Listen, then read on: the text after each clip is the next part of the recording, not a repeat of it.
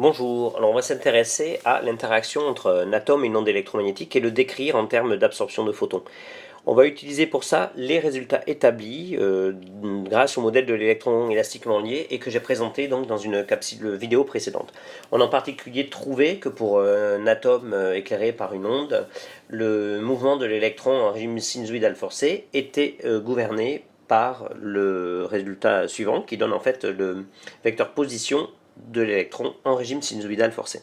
En notation complexe, le vecteur position donc s'écrit moins E sur M sur oméga 0 carré moins oméga 2 plus I gamma oméga E.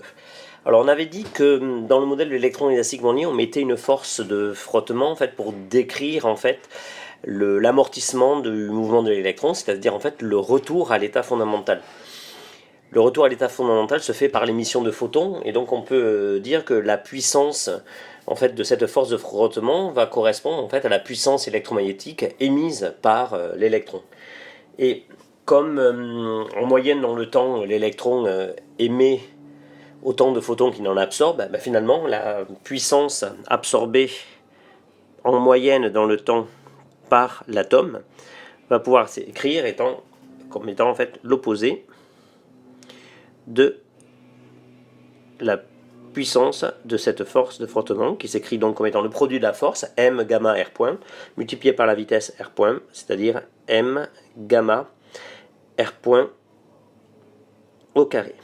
Et donc si on veut calculer la puissance moyenne absorbée par l'atome, on va écrire en fait 1/2 en utilisant la notation complexe de m gamma fois le module au carré de I oméga R bar. On obtient le résultat suivant, donc la puissance moyenne absorbée par l'atome va s'écrire, donc j'écris directement le résultat qu'on obtient, donc 1/2 de m gamma oméga carré, donc e carré sur m carré divisé par donc oméga 0 au carré moins oméga 2 le tout au carré plus gamma 2 oméga 2 fois E0 au carré. Or, en fait, chaque fois que l'atome absorbe un photon, il absorbe l'énergie h bar oméga. Et donc, on peut écrire la puissance absorbée en moyenne dans le temps comme étant le nombre moyen de photons absorbés dans le temps, donc ce que je vais noter n point, fois h bar oméga. Et je peux en déduire, du coup, l'expression donc de n point, du nombre moyen de photons absorbés par unité de temps. Et j'arrive à l'expression suivante. Donc je vais avoir 1/2 de epsilon 0 E0 carré fois alpha seconde, qui est la partie imaginaire donc, de la polarisabilité complexe, enfin l'opposé de la partie imaginaire de la polarisabilité complexe de l'atome, divisé par h bar. Et on voit en fait avec ce résultat ici là que le nombre moyen de photons absorbés par unité de temps est lié directement en fait à la partie imaginaire de la polarisabilité de l'atome. Et donc en fait ce nombre moyen de photons par unité de temps va être important quand la pulsation oméga de l'onde sera voisine de la pulsation de résonance de l'atome. Alors en utilisant maintenant le nombre moyen de photons absorbés par unité de temps, on peut trouver en fait la force moyenne donc, qui s'exerce sur l'atome en faisant en fait un bilan de quantité de mouvement. Et donc on peut dire que chaque fois que l'atome absorbe un photon, il récupère sa quantité de mouvement h bar k. Et donc la force moyenne qui s'exerce sur l'atome va s'écrire n point h bar k, et on retrouve en fait l'expression de la force de pression de radiation qu'on avait déjà eu l'occasion de rencontrer dans une capsule précédente. On va utiliser aussi donc le nombre de photons absorbés par unité de temps pour déterminer en fait le spin du photon. Alors on va envisager pour ça une onde de polarisation circulaire gauche.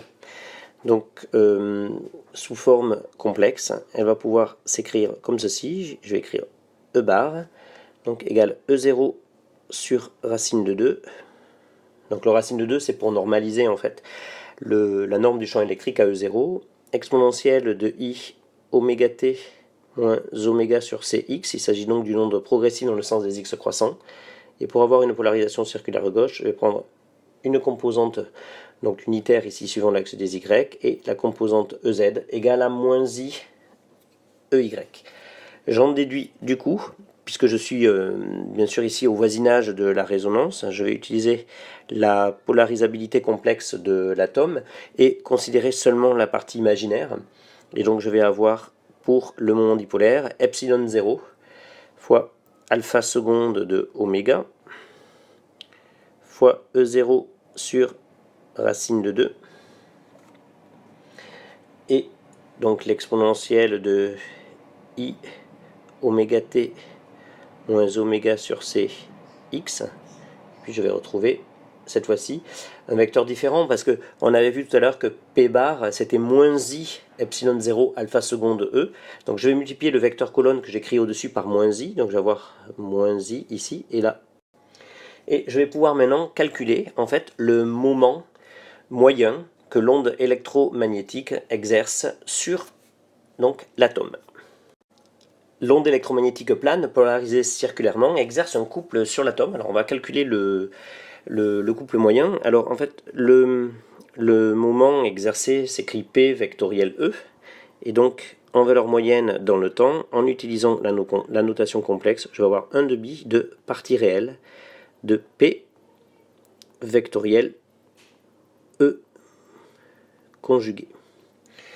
Donc là, je peux faire le calcul, puisque j'ai obtenu les expressions précédentes de P et E, et j'obtiens 1 demi de epsilon 0 alpha seconde, donc fonction d'oméga, fois E0 carré, EX, où EX est en fait la direction de propagation de l'onde. Et maintenant, il me suffit d'appliquer le théorème du moment cinétique en disant qu'en fait, chaque fois que l'atome absorbe un photon, son moment cinétique augmentera donc du moment cinétique de ce photon-là. Donc on va écrire le théorème du moment cinétique. Donc le nombre de photons absorbés par unité de temps est n points. Donc Lx, c'est le moment cinétique du photon qui est absorbé. Et donc là, on a la variation du moment cinétique de l'atome pendant une certaine durée. Et donc j'écris le moment 1 demi de epsilon 0 alpha seconde E0 carré. J'en déduis donc finalement Lx en faisant le rapport donc de 1 demi epsilon 0 alpha seconde E0 carré sur n points, et pour n points, on avait trouvé tout à l'heure 1 demi de epsilon 0 alpha seconde E0 carré sur h bar qui apparaît ici au dénominateur. Donc en fait, on obtient un moment cinétique qui vaut en projection sur l'axe des x h bar, et donc on en déduit que le spin du photon pour cette onde polarisée circulairement à gauche en projection sur l'axe des x vaut plus 1. Alors, si on avait choisi en fait une polarisation circulaire gauche, circulaire droite, le signe change et on obtient ici en fait un spin en projection qui vaut moins 1. Et pour finalement une onde polarisée rectilignement qu'on peut décomposer comme étant la superposition d'une onde polarisée circulairement à gauche et d'une onde polarisée circulairement à droite, on trouverait un moment intrinsèque, le spin, en projection sur l'axe des x qui vaut 0. Voilà, merci.